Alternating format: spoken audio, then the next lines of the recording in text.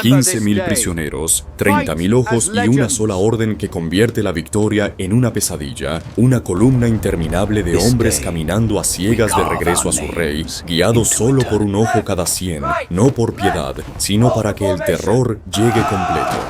Si te gustan las historias oscuras narradas como cine, suscríbete ahora, porque esto no es morbo, es historia y cálculo de poder.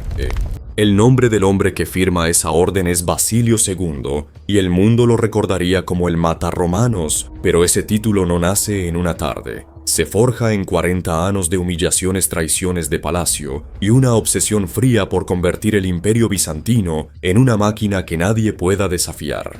Antes de ser leyenda, Basilio fue un joven emperador rodeado de seda y trampas en Constantinopla. Lo miraban como a un adorno, un muchacho de 18 años, al que hacían firmar decretos que no entendía, mientras los verdaderos dueños del imperio eran generales aristócratas y eunucos que sonreían con la boca y apretaban el cuello con la política. Y mientras el palacio jugaba a la intriga en el norte, crecía un enemigo real: Samuel de Bulgaria. Un guerrero que no buscaba tributos sino territorio, un hombre que arrancaba provincias como si fueran carne, haciendo caer ciudades una tras otra y demostrando que Bizancio podía sangrar como cualquier reino mortal. A Basilio le ocurre ahí. El primer quiebre comprende que su corte es un nido de víboras y que si confía en alguien morirá. Así que hace lo impensable para un emperador criado entre ceremonias, decide mandar el ejército él mismo, aunque se rían de él, aunque lo llamen Nino, aunque sus generales le adviertan que el camino al norte es un laberinto de montanas y emboscadas. Año 986. Basilio junta un ejército enorme para su tiempo y marcha hacia Serdica, el nervio logístico búlgaro. Pero el asedio se pudre rápido, los ataques frontales se vuelven rutina de muerte. La comida escasea, la disciplina se rompe y los rumores llegan como moscas.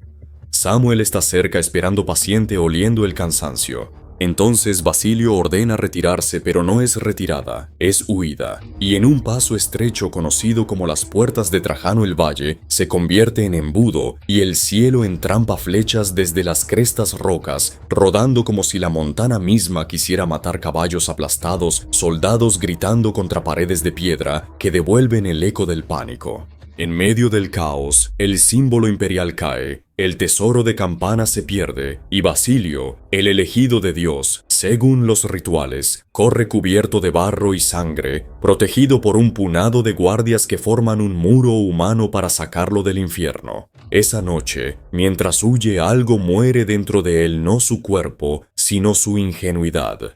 Cuando vuelve a Constantinopla no hay desfile, hay silencio y desprecio. Y como si la derrota abriera la jaula, los generales rebeldes se levantan y la guerra civil estalla. Basilio queda atrapado entre el enemigo en la frontera y los traidores en su propia casa, con la sensación de que el trono es una silla puesta sobre un abismo. Cualquier otro habría cedido, pero Basilio se endurece hasta volverse otra cosa, renuncia a los lujos, desprecia banquetes, entrena como un soldado, estudia como un estratega y toma una decisión que cambiará el equilibrio del poder para siempre: buscar lealtad fuera de la política bizantina, aunque eso signifique pagar un precio impensable y traer al corazón del imperio a guerreros del norte que no saben sonreír, solo obedecer. Basilio hace el trato que escandaliza a la corte, ofrece a su propia hermana en matrimonio al príncipe Vladimir de Kiev, a cambio de 6.000 guerreros nórdicos, hombres enormes con hachas que parecen puertas, y cuando llegan a Constantinopla no se mezclan con los nobles, no aprenden modales, no piden favores. Se convierten en la guardia varega, un martillo leal solo al emperador. Con ese martillo Basilio aplasta las rebeliones internas como si fueran barro seco. No hay perdón, no hay medias tintas. Las cabezas de los caudillos caen. Los conspiradores son exhibidos y el mensaje se clava en la ciudad como una lanza. El trono ya no es un premio para el más astuto, es una pared de hierro custodiada por extranjeros que no entienden tus apellidos. Cuando la sangre se seca en las calles, Basilio gira la mirada al norte, hacia Bulgaria, hacia Samuel, y la venganza deja de ser impulso para convertirse en programa. No busca una victoria rápida, busca la aniquilación sistemática del Estado búlgaro. fortaleza por fortaleza, cosecha por cosecha, generación por generación, hasta que el reino se quede sin aire. Ano Mililiwe. Basilio tiene 43 años y ya no respeta ni siquiera el calendario, donde los reyes se detienen cuando cae la nieve. Él avanza marcha sobre ríos helados, asedia bajo granizo, obliga a sus hombres a dormir con la armadura pegada a la piel, porque entendió que el invierno no es un descanso, es una ventaja si tu enemigo cree que no te moverás. Así convierte la guerra en asfixia. Toma Bodín, toma Vidín, toma Skopje, y no solo conquista descompone. Soborna gobernadores, fabrica cartas falsas, siembra sospecha entre comandantes búlgaros, compra voluntades con oro y con miedo, porque Basilio ya no ataca solo murallas, ataca mentes, y una mente rota rinde una ciudad antes de que llegue el ariete. Samuel envejece huyendo, y aún así guarda una última carta al terreno. Recuerda las puertas de Trajano y sueña con repetir la emboscada porque sabe que en campo abierto la infantería pesada bizantina y la guardia varega son un triturador de huesos, pero en un desfiladero incluso un gigante puede ahogarse. Verano de 1014. Paso de Claydon, valle del río Struma. Samuel manda levantar una muralla colosal de madera y tierra que bloquea el valle entero con torres, arqueros y hondas, y detrás coloca decenas de miles de hombres. No es una barricada, es una puerta cerrada con cerrojo, y Samuel cree que Basilio, obstinado, chocará una y otra vez hasta romperse. Basilio llega el 29 de julio, observa la empalizada, escucha a sus generales recordar el desastre de hace casi 30 años, y aún así ordena atacar. Durante 2 días, el frente se vuelve un matadero, flechas perforan gargantas, escudos, arden cuerpos, se apilan al pie del muro, y desde arriba los búlgaros rugen como si la historia estuviera a punto de repetirse. Pero Basilio ya aprendió la lección más cara: si no puedes derribar la puerta, busca la ventana. Llama a su general de confianza y traza un plan que parece suicida: mantener la presión frontal para fijar la mirada enemiga, mientras un destacamento pequeño escala por una cordillera considerada intransitable sin caminos, con pendientes que muerden donde una piedra mal pisada puede delatarte y condenarte. De noche esos hombres suben en silencio aferrándose a raíces, arrastrando hierro con el pulso en la garganta. Al amanecer del tercer día, Basilio lanza otro asalto contra el muro y los búlgaros confiados miran al frente, nadie vigila la espalda. Hasta que desde la cresta suenan cuernos de guerra donde no debería haber nadie y el terror cae montaña abajo como una avalancha. Pero un hombre solo no aplasta a 2 rebeliones y a un reino entero. Basilio entiende que necesita lealtad limpia, tropas que no estén contaminadas por la política de Constantinopla, y toma una decisión diplomática que suena como sacrilegio en palacio: ofrece a su propia hermana, una princesa nacida en la púrpura, como moneda para comprar acero. Envían mensajeros hacia el norte, hacia Kiev, donde gobierna Vladimir, un príncipe pagano brutal que respeta más la fuerza que la fe. Basilio le promete alianza, bautismo y una princesa imperial, algo inaudito para un bárbaro, a cambio de 6.000 guerreros nórdicos que obedecen por juramento y oro. Cuando llegan a la capital los mira con miedo y fascinación gigantes de barba espesa, hachas de 2 manos, ojos que no se inclinan ante eunucos ni aristócratas. La guardia varega nace como un martillo personal del emperador, una pared de músculo y disciplina que Basilio puede mover sin que la corte meta veneno en la orden. Con esos hombres y con una paciencia sin pestañeo, Basilio aplasta las rebeliones internas. No hay piedad elegante, hay cabezas clavadas en picas y propiedades confiscadas, porque Basilio ha aprendido que el perdón en Bizancio se interpreta como debilidad, y la debilidad es una invitación a la traición. Cuando la sangre se seca en las calles y el trono queda firme, Basilio gira la mirada hacia el norte, hacia Bulgaria, hacia Samuel. Ya no busca una victoria rápida para callar risas, ahora busca algo más largo y más frío: quebrar un estado pieza por pieza, hasta que su nombre sea solo polvo en la boca de los cronistas. Samuel ganó una batalla, pero Basilio decide dedicar el resto de su vida, cada respiración, cada moneda del tesoro imperial, a una sola cosa: la aniquilación sistemática del reino búlgaro. No será una guerra de un año, será una cacería de décadas con el calendario como enemigo secundario. En el año 1001, Basilio ya no es el muchacho que huyó por el desfiladero. Tiene más de 40 cicatrices invisibles y una mente que funciona como un torno, girando siempre hacia la misma dirección, y lanza una ofensiva que rompe la regla más sagrada de la guerra medieval: cuando llega la nieve, la guerra no se detiene. Los reyes sensatos vuelven a sus castillos, pero Basilio marcha sobre ríos congelados, asedia bajo granizo, obliga a sus hombres a dormir con botas puestas y a comer pan duro como si fuera castigo. La guerra se vuelve asfixia, no hay respiro para cosechar, reclutar, reparar, solo la sensación de que el imperio cae sobre ti como una tapa. Fortaleza tras fortaleza cae, no siempre con grandes batallas, a veces con hambre, a veces con sobornos, a veces con cartas falsas, sembrando paranoia. Basilio no solo golpea murallas, golpea mentes, y el mando búlgaro empieza a pudrirse desde adentro, preguntándose si enfrentan a un hombre o a una maldición enviada para castigarlos. Samuel, el león de los Balcanes, envejece en una huida perpetua. El depredador de Montana se convierte en presa y aún así guarda una última carta, porque sabe que en campo abierto la infantería pesada bizantina y los varegos son un muro imposible, así que decide volver a su arma favorita: el terreno, el desfiladero, la trampa perfecta. Samuel intenta mantenerse en pie, pero la visión se le rompe por dentro como un vidrio.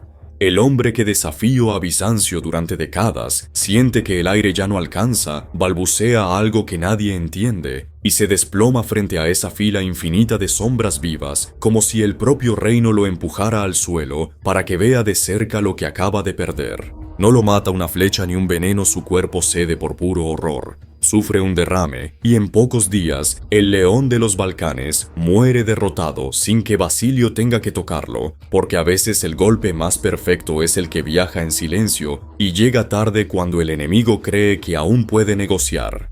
En Constantinopla celebran como si fuera el final, pero Basilio no sonríe. Para el Samuel era el rostro, no el cuerpo, y el cuerpo de Bulgaria aún respira. Quedan fortalezas, quedan nobles con ambición, quedan rutas de suministro, y mientras exista la idea de resistencia, la guerra sigue, porque Basilio no está comprando paz, está borrando memoria. El heredero Gabriel Radomir toma la corona con rabia y deseo de venganza. Es joven, fuerte, y quiere demostrar que Bulgaria no es una fila de ciegos, sino un reino que aún puede morder, pero Basilio no le da tiempo. Avanza incluso cuando llega el frío, acelera el cerco y convierte cada intento de reorganización en una carrera sin meta. Entonces llega el veneno más rápido que cualquier catapulta: la traición interna. Basilio aprende que el miedo hace huir, pero la codicia hace abrir puertas y empieza a trabajar con cartas, sobornos y promesas, apuntando no a capitanes, sino a sangre real, porque una daga familiar entra donde un ejército no entra. Iván Vladislav, primo de Gabriel, es ese eslabón. Carga resentimientos viejos, ambición nueva, y sobre todo el instinto del superviviente. Ve lo que le pasa a quien se queda del lado perdedor y decide que la única forma de salvarse es vender al propio reino, aunque para eso tenga que matar a quien le dio la vida. En una jornada de caza lejos de las murallas, con el bosque como único testigo, Iván se acerca como amigo y apuñala a Gabriel en un instante sin honor. El rey cae del caballo ahogándose en sangre, mirando a los ojos del hombre que salvó tiempo atrás, y comprende demasiado tarde que la piedad puede convertirse en sentencia. Iván no se detiene para asegurar su trono manchado, elimina al heredero y envía un mensaje a Basilio, ofreciéndole sumisión a cambio de paz. Cree que el emperador aceptará un vasallo, un tributo, una salida elegante. Pero Basilio, que desconfía de todos, mira a un traidor y solo ve una herramienta, no un socio. La respuesta de Basilio es simple: acero. Invade de nuevo porque no quiere una Bulgaria domesticada, quiere una Bulgaria inexistente, y al oler el caos interno acelera como un incendio con viento. Las ciudades cansadas y aterradas empiezan a rendirse, y muchos nobles prefieren entregar llaves antes que volver a ver el hierro candente. Iván, desesperado por legitimidad, intenta una última victoria en un asedio costero, pero muere en el intento, y con él cae la voluntad. De pronto la resistencia deja de tener columna vertebral y Basilio avanza encontrando puertas abiertas, tesoros entregados, familias reales suplicando condiciones, como si el reino entero decidiera que vivir bajo Roma es menos horrible que morir bajo su propio miedo. La viuda y los hijos de la casa real salen a recibir a Basilio con el tesoro en las manos, coronas, monedas, estandartes, las pruebas físicas de que Bulgaria ya no manda ni sobre su orgullo.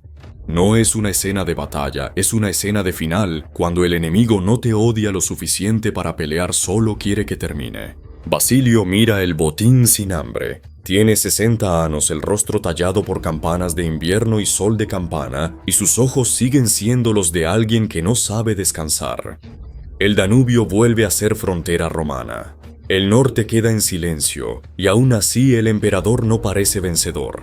Parece un hombre que por fin escuchó dejar de sonar un ruido que lo atormentó 40 años. Constantinopla prepara un triunfo gigantesco. La ciudad necesita creer que el imperio es eterno, que el dolor tuvo sentido, que el oro volverá a circular y las fronteras estarán seguras. Las calles se llenan de incienso, flores, gritos, y cuando Basilio entra vestido de púrpura, el pueblo lo adora como a un dios que no sangra. Pero Basilio no sonríe. Mira a los balcones de mármol donde aplauden aristócratas con manos suaves y siente el hielo antiguo mientras él dormía en el barro con sus soldados. Esa élite compró tierras baratas, evadió impuestos y convirtió campesinos libres en siervos. Basilio entiende que Bulgaria fue una guerra externa, pero el verdadero veneno está dentro. Por eso su siguiente batalla no se libra con espadas, sino con leyes, impone medidas duras para frenar a los grandes terratenientes, obliga a los ricos a cargar con impuestos que los pobres no pueden pagar, persigue fraudes, revisa títulos de propiedad antiguos y con una pluma destruye fortunas que parecían intocables. Es violencia administrativa y duele porque no deja sangre visible, solo ruina. La corte lo odia en silencio, pero nadie se atreve a tocarlo mientras la guardia varega esté cerca. Basilio sigue viviendo como soldado sin banquetes, sin excesos, como si el lujo le diera asco, y esa austeridad lo vuelve aún más peligroso porque un hombre sin placeres es un hombre difícil de comprar. Al mismo tiempo, el emperador sueña con una última campana, una última restauración del Mediterráneo, preparar flota, mirar hacia Occidente, pensar en Sicilia, pensar incluso en la idea prohibida de empujar más allá.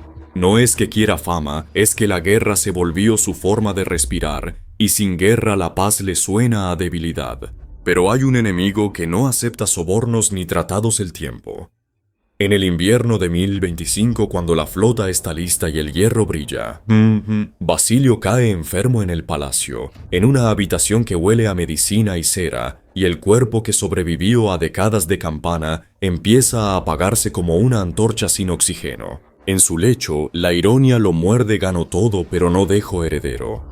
Concentro el poder en sus manos con tanta fuerza que el imperio se acostumbró a obedecer una sola voluntad, y ahora cuando esa voluntad tiembla, los buitres de la corte ya están sonriendo porque saben que la máquina perfecta sin su operador se convierte en un arma sin seguro. Cuando Basilio muere, el imperio aún parece inmenso en los mapas y las arcas están llenas, pero el equilibrio es frágil. El trono cae en manos de un sucesor débil, amante del lujo fácil de manipular, y la élite que Basilio mantuvo a raya vuelve como agua filtrándose por grietas. El desastre no cae de golpe, llega como una enfermedad lenta. Y ese es el verdadero final oscuro del matarromanos. El nuevo emperador abre las puertas del palacio como quien abre una taberna, deroga leyes que protegían a los campesinos soldados, devuelve privilegios a los grandes, reparte oro para comprar aplausos, y en pocos años la base del ejército se pudre. Donde Basilio tenía hombres con tierra que defender, ahora quedan mercenarios que defienden solo la bolsa. Y lo peor es la paranoia. El sucesor ve a los generales competentes como amenazas, destituye a veteranos, premia a cortesanos inútiles, y la meritocracia dura de Basilio se transforma en una cleptocracia blanda. En las fronteras los enemigos no necesitan espías, huelen la debilidad como lobos en invierno. La gran flota preparada para nuevas conquistas se queda en puerto y se pudre. Madera partida, velas rotas, soldados dispersos. El imperio empieza a gastar su fuerza en fiestas, intrigas y matrimonios políticos, y el trono que Basilio hizo parecer sagrado por miedo, se vuelve un premio para quienes susurran mejor en pasillos oscuros. Mientras la capital juega en el este, se escucha un sonido nuevo. Caballos rápidos, arcos compuestos, voces extranjeras. Los turcos seleucidas avanzan hacia Anatolia y esta vez no hay un Basilio para marchar en invierno y cortar el aire al enemigo.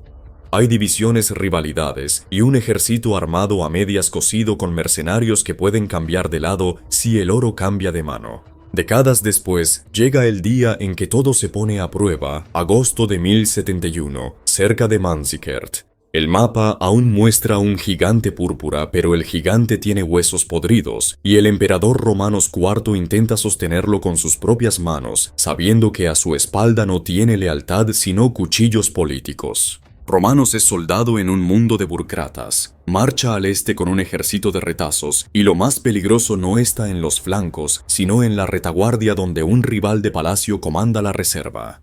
Ir a la batalla con un enemigo interno es como cruzar un río con piedras en los bolsillos. El sultán Alp Arslan no trae una muralla de escudos, trae movimiento, arqueros a caballo que disparan y desaparecen que hacen que la infantería pesada persiga sombras hasta agotarse. El día es calor, polvo, sed y horas de avanzar contra un enemigo que no se deja atrapar como si la guerra misma fuera humo. Cuando cae la tarde, Romanos da la orden correcta a girar y retirarse de forma ordenada. Pero ese es el instante más vulnerable, el momento en que un ejército muestra la espalda y depende de la reserva para cubrir el repliegue. Romanos espera ver la carga de apoyo.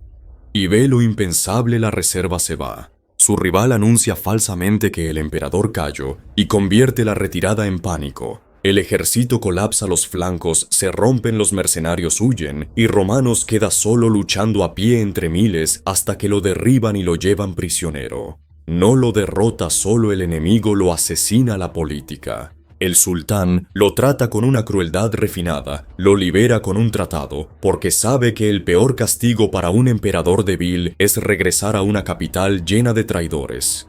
Y así sucede. Romanos vuelve y es capturado por los suyos, cegado con brutalidad, y muere podrido en exilio, mientras el tratado muere con él, con la guerra civil y el caos.